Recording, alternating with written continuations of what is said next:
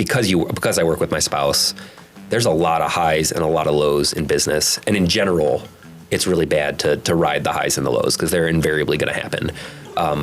It has been extra difficult because those highs and lows, my spouse is looking at me and she's also my business partner. So it's a really difficult fine line to walk.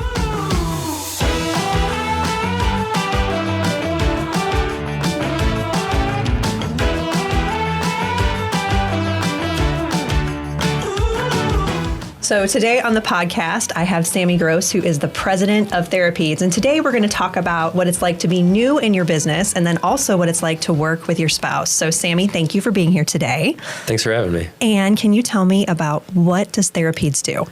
Therapedes is a pediatric therapy company providing early intervention services in early learning centers. Wow. What do you do at Therapedes? So I'm the president. I'm in charge of revenue cycle management, business development, you name it. I kind of own a lot of it. Okay. And I bring donuts to the quarterly meeting. That's probably one of the most important things that you do, Yeah. right? Feed your team. Are they good donuts? Where do you get your donuts from? Oh, there's this place, Duck Donuts, down the road from us at Pinecrest. Anyone on my team watching this knows I've never actually brought those, so that was a lie. So now you're going to have to raise the bar and bring Duck Donuts. We're usually a crumble cookie company. Okay. Yeah. I can go for that. So talk to me about, so your business not only impacts families because you're working with children, but you are a family business. So tell me, I would love to know, what made you decide to work with your spouse? So first off, I had no intention of working with my spouse when I met her. She had started this company years back, and then I kind of shifted into it in an unofficial role. Okay. But then I've always wanted to be a business owner. Did not know what that meant at all. I just kind of had this vision of me being a business owner. And I don't know, I saw that what she had done had some really good groundwork to be something that could be scalable, can impact a lot of families, can be profitable. I don't know, and it was exciting. I'm also a horrible employee, so it made sense to be a business owner. So if you own it, Faye can't fire you? I'm not sure the formality. She probably could. She probably could fire me still, if she wanted, but no. That sounds like an awkward family meeting. It would be. No, yeah. I think that was kind of, I don't know, and I had a bigger vision, I think, than Faye. She kind of started off, and she wanted to be able to have something that could sustain her family, and then I had a really big vision for what this company could be. All right. So shifting into your work in the business, tell me how you integrate your personal passion, what you care about, into your business. So I think my personal passion, and I have a background, is empowering people and coming from customer service. So it's been my goal is to make every interaction with, whether it's an early learning center director, one of our staff members, a family member, is just kind of to treat them like they're the president of the United States and make sure they get the world-class experience that they deserve. And whether it's the entry-level employee versus our leadership team, trying to bring that and making everybody feel empowered to grow. How do you measure your impact in how you're doing that? How? Yeah. I mean, it's their satisfaction. Our staff does satisfaction surveys, and I don't know if I have any quantifiable goals. I mean, we look at retention and things like that because, we're in a relatively high turnover industry. So when we measure our retention, I think that can be directly correlated to how good our customer service is and customer experience within the internal customer. Okay. So I've heard you say small business is not for wimps. I said that? You did. You've said it several times when we've been together. So did I use the word wimps? Yeah, you did. Okay. And you emailed it to me too. Small business is not for wimps. Okay. See? So unless somebody was ChatGPT answering the questions I sent you. I thought you said small business isn't for wimps. Well, I always say it is, but you said it too. Okay. So maybe you parroted it back. Yay me. Impact. So there's a lot of ups and downs in small business, regardless of who said small business is not for wimps. Clearly, we'll both agree that we both said it. How do you define success when you are walking through those ups and downs? How do you manage your feelings, your communication, everything? Because again, you're working with your spouse.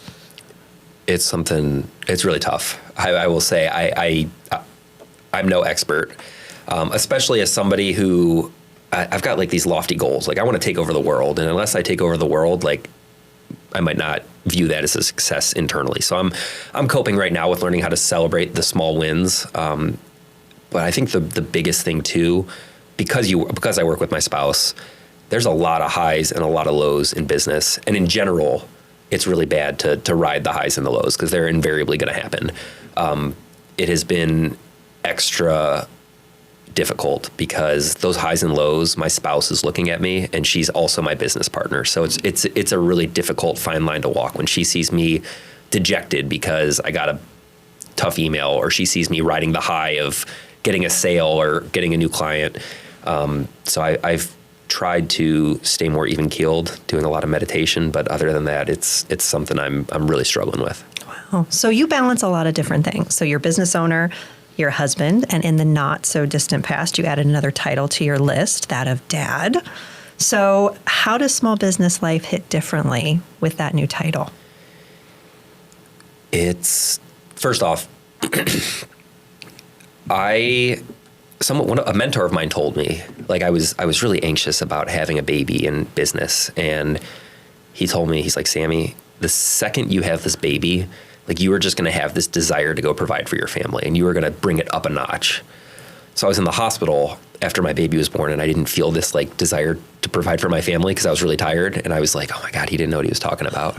But since then, there has been a different intensity. So I think being a dad, has helped me appreciate all parents. Being a dad is so much more difficult than being in business. I think it has made me appreciate going to the office is much easier than staying up with a sick child. Yeah.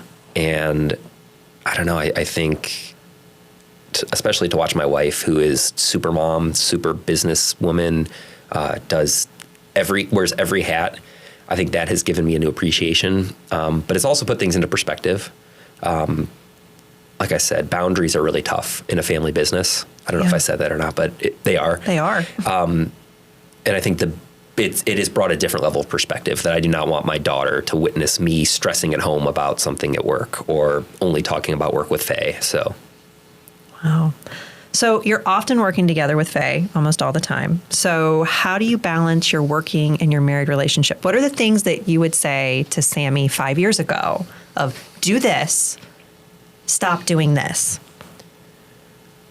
Okay. I mean, first off, communication is one of the most important. Faye and I have done a lot of work on finding a dialogue format that we can bring up difficult conversations in a respectful way.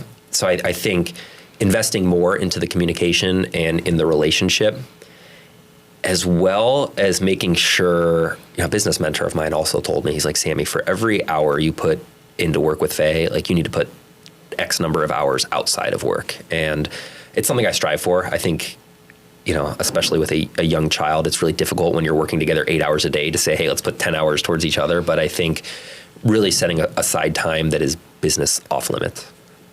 So what does that look like for you? Business off limits. For As me, someone who struggles with balance in turning off, how do you do that, Sammy? I'd like to know. Teach me. I was hoping you would teach me. It's tough, especially Faye is the type of person who will work from like 5 a.m. to 2 p.m. And I'm the type of person who's working at 11 p.m. and we'll be watching Sex in the City. And I'm like, oh my God. And she could tell this look when I'm about to say, don't do it. She's like, don't do it. Yeah. Yeah, it's tough. Are you the person that checks email in bed and gets frustrated? Yeah. Yeah. For sure. I mean. Yeah. Same. I'll tell you, I have gotten really good. I'm going to toot my own horn for a second. Okay. Because previously I would get an employee quits at 10:30 p.m. and I would be like, Faye. And now I have gotten really good at waiting until the next morning to tell her. So do you hold all of that information, try to go to sleep, and then tell her at 5 a.m? Not at 5 a.m. Okay. Not for me, no. But yes, I do tell her in the morning. So yeah. And has that been helpful for your relationship? Yeah. Helpful for the business too? It depends. I wear my emotions on my sleeve, so like she can read me and she can sometimes tell. So sometimes she's like, "Hey, Sammy, what happened?" But often I play it cool. I can reach to an outside advisor or somebody and go to them without needing to alarm her. Okay. It's tough. Wow, it is.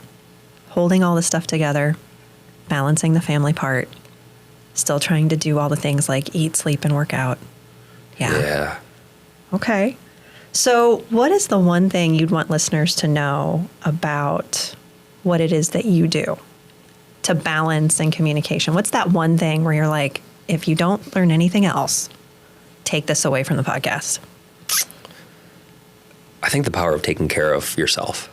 I don't know if it has to do with communication. I mean, I think when we're not taking care of ourselves right now, right, I have to be a dad, a husband, a business owner, and Faye has to be a mother, a business owner, everything she does, which, sorry, Faye, for not including every aspect that you do, but I think it's taking care of yourself, because without working out or eating healthy, I am of no use to anybody in any of those realms. I'm a bad dad. I'm a bad husband.